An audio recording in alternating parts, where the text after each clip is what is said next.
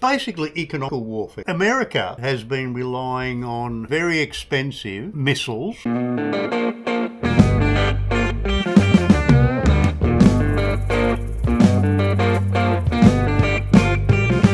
Huge. We're back. We're back. Another topical one. It is. Drone warfare. Oh, it's unreal, in isn't it? 2026. Has it changed warfare forever? Oh, yeah, absolutely. And hasn't Ukraine been leading the way? Global leaders. Yeah. Isn't it? It's unbelievable. But don't forget what Russia's actually learning out of this as well. Of course. Oh, they're watching everything and they're learning too.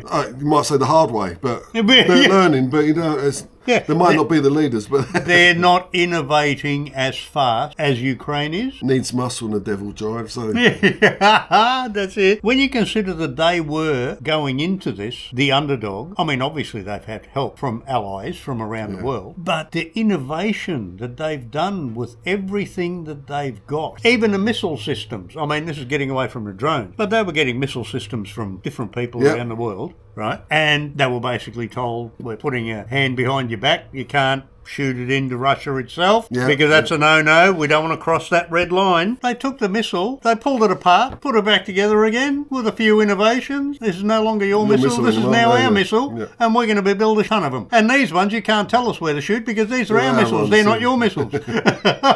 So talk about innovation. Are we heading into Terminator territory here? Yeah. It's funny that Terminator was just a little bit wide of the mark on some things because this is way beyond some of the stuff we saw on Terminator. In Terminator, no one was actually pictured just 3D printing drones in their houses. Yeah, I mean, we're talking literally a few $100 a unit. And they're targeting actual soldiers with a camera eye view directly there on him, right there. That's absolutely unheard of until just recently. I think that for so long it had been who had the largest military, and who could sustain the most ammunition, etc. Yep. Were the most powerful, and who could keep on manufacturing. Yep. To have that. I mean, let's face it, that was a very, very large part of the Second World War with the Lend-Lease policy into the UK. The American. Well, I mean, America just motivated its industrial base to supply the world with arms. Yeah, you see that, and then you can see the escalation of we'll use this bomb and we're going to use that bomb. It's it's got more power, it reaches further, so it's getting more and more power, more and more clinical. We've got a super bomb that's super fast and super expensive, and then all of a sudden, we've got something really cheap. Yeah. So, because you can't sustain shelling us with that or sending those missiles, and we can just keep shooting them down. As Israel had been proving against the IRGC. Yes. With their Iron Dome, it's just like, well, keep sending them. If you don't send enough all at once, you're going to lose everything. That's right. And then it becomes it's basically economical warfare. Exactly. Yeah, I mean, America specifically, over the decades, has been relying on very expensive, but also very sophisticated missiles for shooting down, other missiles and planes or whatever it is. You can now take out one of these missiles. Instead of a $2 million anti-missile, you take it out with a $1,000 drone. Yeah. That's it. Yeah. But also in Terminator, there isn't a great deal on the... Schwarzenegger. With the jamming of the radio signals, etc. That's right. And Wi-Fi, so they're using Starlink, etc. And the jamming technology is out of this world. It's like, wow. I remember at uni, one of the lads, he done a mobile phone jammer because he hated listening to people on their mobile phones. Oh, yeah. On the train into London in the morning. But yeah, seeing these jammers now, they have a little spot in my heart, the jammers. But, well, if they're going to jam our drones, use AI targeting. So they can literally with gyroscopes. Yeah. If you can select a destination with a GPS, Just the actual coordinates, 3 gyroscopes in the pointy end of whatever you're sending, and just let it do its own autonomous journey. And not only that, that being AI, if it sees something coming towards it to try and take it out, it'll weave, duck, go around it. I thought it was excellent. Was fibre optics. So, well, you can't jam that. No, you can't jam it at all. They got these little pods on the drones, like inside a spools, basically, but like up to like 12 kilometres. I think it was 15 kilometres. Yeah, the fibre optic cable jammed inside there. But it's only as thin as a human hair, mind you, but it doesn't matter. It's enough to send the signal. Yeah. Exactly, so it doesn't really matter what way it's done. The only thing is, if someone says, follow that back, you don't want to be at the end when that technology has moved on. As I understand, though, it's still not as good as artillery. As I understand, the carpet effect you can get with artillery, it's still harder to stop, and etc., and more accurate, more likely to actually target. Having said that, we have here that drones now dominate the battlefield, responsible for 70 to 90% of Russian casualties in many sectors. Yeah. Well, that's because the artillery shells are so expensive compared to and so they're probably drones. not using the artillery shells on infantry. Yeah. They're probably actually going for more artillery or hard targets. Yeah. I mean, I'm just reading off here, Ukraine's launching thousands of drones daily, including deep strikes up to 1,300 kilometres away. That was unheard of until recently. Yeah. I mean, it's in the air for so long that it needs to be there's really good controls and needs to understand basically everything it's going to encounter on that journey. Yeah, but I mean, they've innovated so far now that they're sending out bigger drones very high up, basically as signal repeater stations. So you got a small drone, but after a while it loses signal. But if you send out a drone beforehand, keep it up in the air, it'll act as a repeater station so it can go twice as far. Yeah.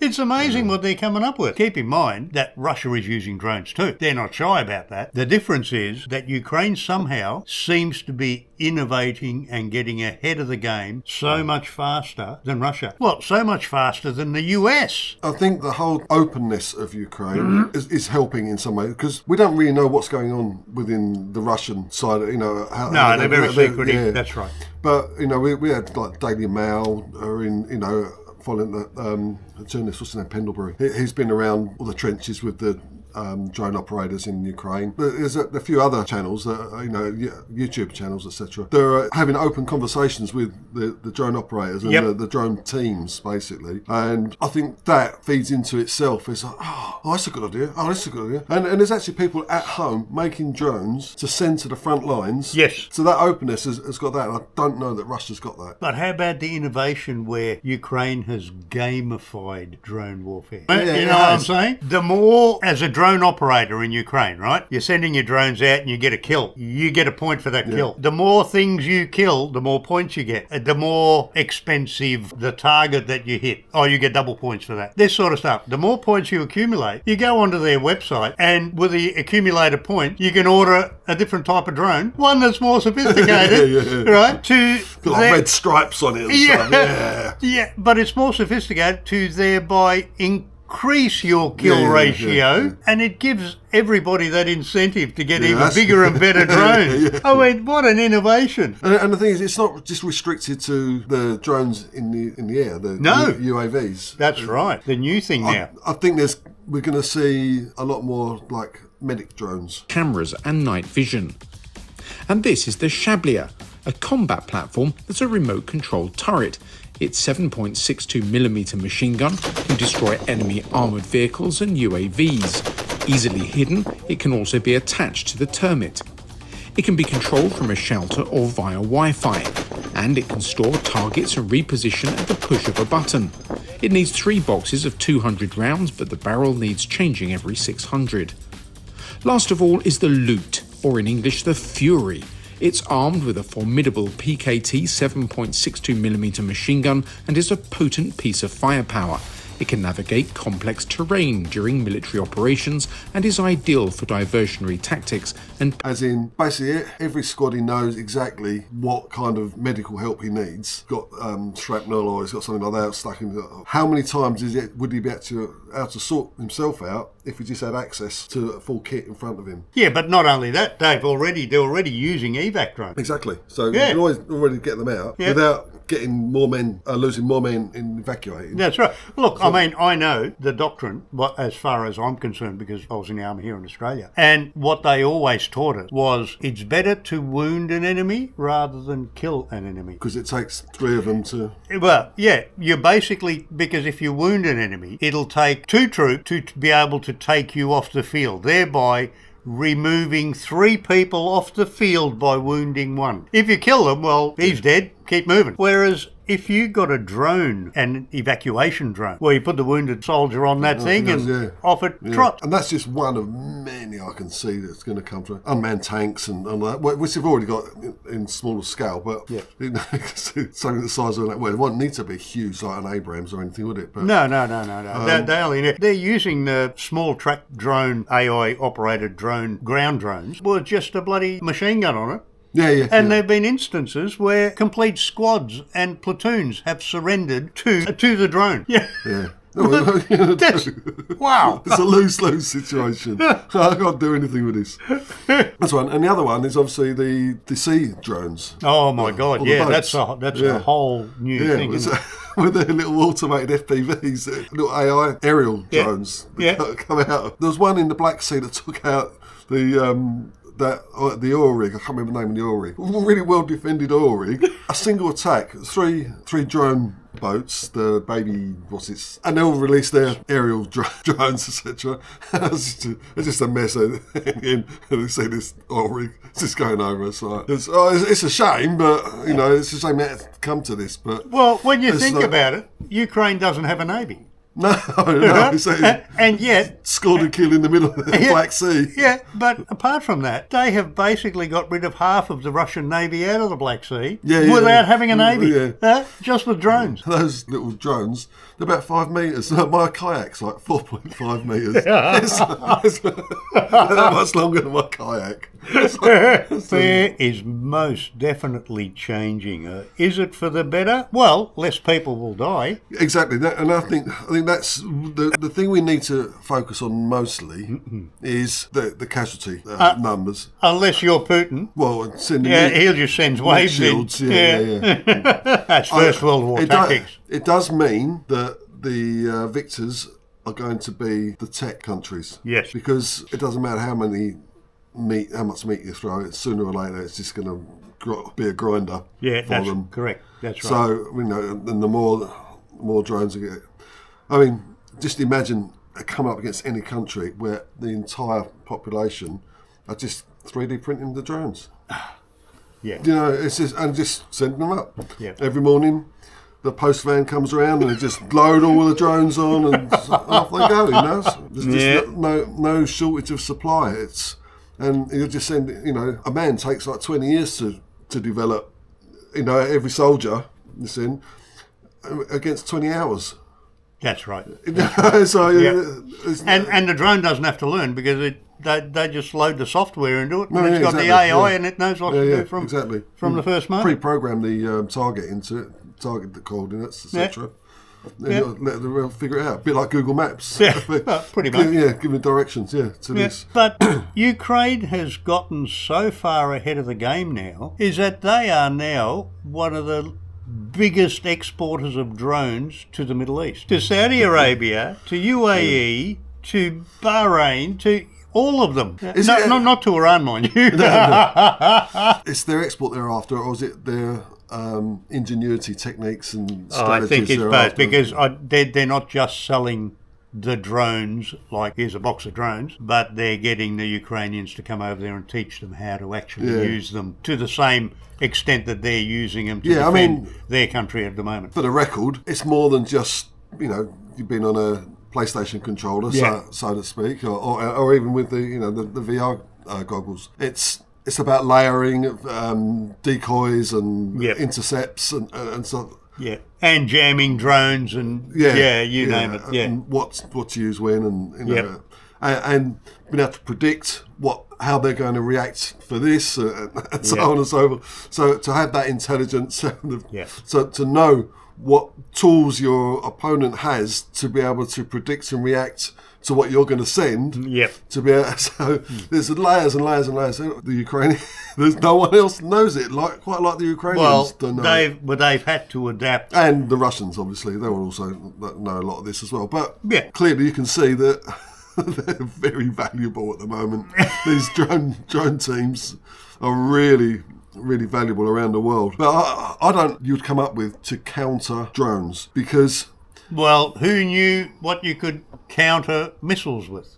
Yeah. And all of a sudden, it just come up out of nowhere. But but even so, that you know, and a $3 million Patriot to take it down. It doesn't make sense, No, does it? you can't keep doing that, can you? Yeah, that's right. But obviously, laser is a good defence of drones, but that's not really your attack weapon, is it? So, unless you're actually arming your drones with lasers. Well, who knows? The railgun may make another appearance if they get their technology right. Yeah. And I'm sure some really big players, you know, like Raytheon and all those sorts, sort of really big players are getting on board. There's probably even Lockheed Martin, I would imagine. That's right. Although I think maybe they need to rethink their pricing policy when you consider that a $1,000 drone can counter some of their counter some of their best. Yeah. Which is amazing. Yeah. Where do you reckon this is going to head in 20 years? Oh, I think it's going to stay on this track, but I actually think the front lines are going to be won and lost without, let's say, boots on the ground. It's going to be a drone war at close range. You don't think that, you know, like the likes of the Abrams tank and the massive artillery barrages and all this type of thing is basically going to be a thing of the past in 20 years? No. I think someone is going to probably come up with some incredible way of combating drones that you're going to be reliant on men with shovels, as they say. Men with shovels? That's still the number one tool to have with you if you're a soldier. You can ask any of the Ukrainians or the Russians that. The most important thing they've got with them is a shovel, because they've got to dig that foxhole. Because, and I think, it'll always come back. Because the thing is, when there is no power, when there is no supplies, when an island, if you're cut off completely, etc., etc., it's still going to come down to like who's got the hardest punch or whatever. The hardest slap or whatever. That's true. I don't think they'll go. I don't think Abrams and they might be reinvented in different ways. I mean, you might say, well, we're not using it. Well, they're not using the M1A1 anymore, anyway, are they? They just gave them all away to Ukraine, didn't they? Yeah. It's the M1A2 now, isn't it? Yeah, that's right. Those and the Bradleys, they'll probably redesigned more for anti-drone impact than they are for IEDs. Depends on the theatre, doesn't it? That's true too. Yeah. But anyway, drones. Are we heading into Terminator territory? Let us know. What do you reckon? Yeah, it's going to be a very interesting future. Have we actually redrawn the rules of war, or the rules of engagement, maybe? Let us know what you think, eh? Don't forget to like and subscribe. See ya. Catch you on the next one.